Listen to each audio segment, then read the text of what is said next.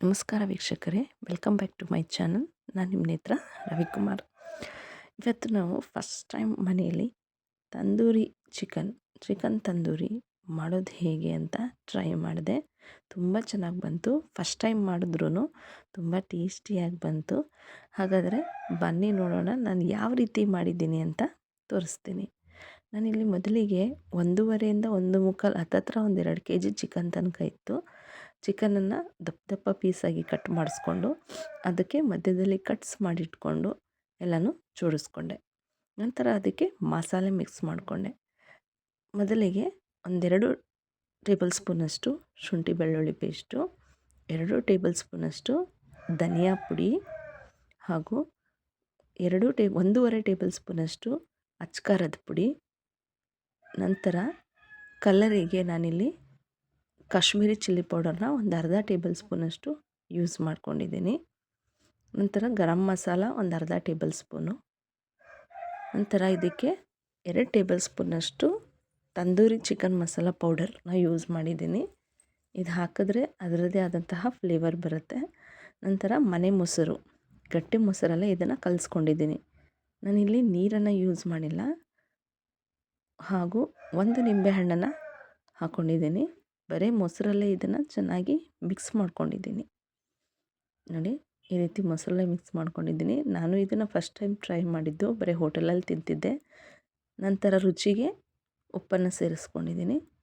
ಈಗ ನಾನು ಚೆನ್ನಾಗಿ ಮಿಕ್ಸ್ ಮಾಡಿಕೊಂಡು ಒಂದೊಂದೇ ಚಿಕನ್ ಪೀಸ್ ಮೇಲೆ ಇದನ್ನು ಹಚ್ತಾ ಹೋಗೋಣ.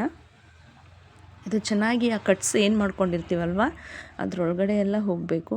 ಆ ರೀತಿ ಇದನ್ನು ಫಿಲ್ ಮಾಡಬೇಕು. ಫಿಲ್ ಮಾಡಿ ಇದನ್ನು ಮ್ಯಾರಿನೇಟ್ ಮಾಡೋಕ್ಕಿಡಬೇಕು.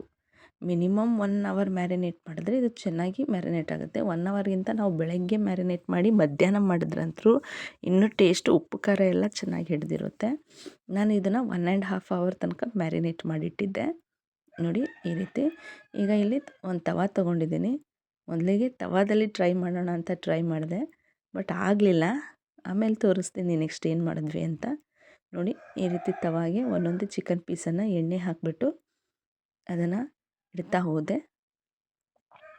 ನೋಡಿ, ಈ ರೀತಿ flame low to medium flame. ಇಲ್ಲಿ ಲೋ ಫ್ಲೇಮು ಇರಬಾರ್ದು, ಹೈ ಫ್ಲೇಮು ಇರಬಾರ್ದು. ಲೋ ಟು ಮೀಡಿಯಮ್ ಫ್ಲೇಮಲ್ಲಿ ಇಟ್ಕೊಂಡು ಒಂದೇ ರೀತಿ ಅದನ್ನು ಬೇಯಿಸ್ಕೊಂಡಿದ್ವಿ. ಈಗ ಒಂದು ಸೈಡ್ ಚಿಕನನ್ನು ಒಂದು 10 ನಿಮಿಷ ಬೇಯಿಸ್ಕೋಬೇಕು. ಆಮೇಲೆ ಅದನ್ನು ಟರ್ನ್ ಮಾಡ್ಕೋಬೇಕು. ನೋಡಿ, ನಾನು ತವಾದಲ್ಲಿ ಮಾಡಿದ್ರೆ ಈ ರೀತಿ ಮಸಾಲೆ ಎಲ್ಲ ಅಂಟ್ಕೊಂಡ್ಬಿಡ್ತು.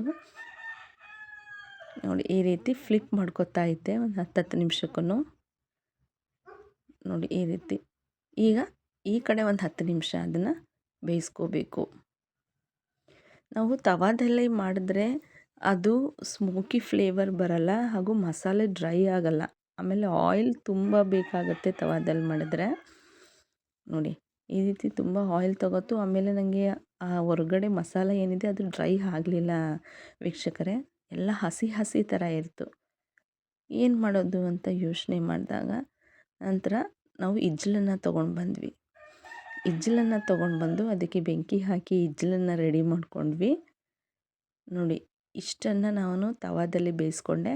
ನಂತರ ಇಜ್ಜಲನ್ನು ರೆಡಿ ಮಾಡಿಕೊಂಡು ಅದನ್ನು ಈ ಥರ ಒಂದು ತಂತಿಗೆ ಚುಚ್ಚಿ ಆ ಇಜ್ಜಲೊಳಗಡೆ ಹಾಕಿ ಅದನ್ನು ಬೇಯಿಸ್ಕೊಂಡೆ. ನೋಡಿ, ಆಗ ನನಗೆ ಪರ್ಫೆಕ್ಟಾಗಿ ಚಿಕನ್ ತಂದೂರಿ ಹೇಗಿರುತ್ತೆ ಅಂತ ಟೇಸ್ಟ್ ಸಿಕ್ತು. ನೋಡಿ, ಈ ರೀತಿ ಅದನ್ನ ಅಡ್ಜಸ್ಟ್ ಮಾಡಿಕೊಂಡು ಅದರೊಳಗಡೆ ಹಾಕಿ ಅದು ಚೆನ್ನಾಗಿ ಇಜ್ಜಲು ಕಾದ್ಮೇಲೆ ಆ ಫ್ಲೇವರು ಬಂತು ಹಾಗೂ ಆ ಟೇಸ್ಟ್ ಕೂಡ ಬಂತು.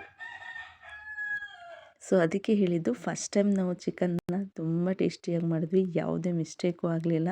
ಆದರೆ ಒಂದು ಅನಿಸಿದ್ದೇನಪ್ಪ ಅಂದರೆ ಆ ತವಾದಲ್ಲಿ ಮಾಡೋದಕ್ಕಿಂತ ಇಜ್ಜಲಲ್ಲಿ ಮಾಡಿದ್ರೆ ತುಂಬ ಚೆನ್ನಾಗಿರುತ್ತೆ ಅನ್ನೋದೊಂದು ಅನುಭವ ಸಿಕ್ತು.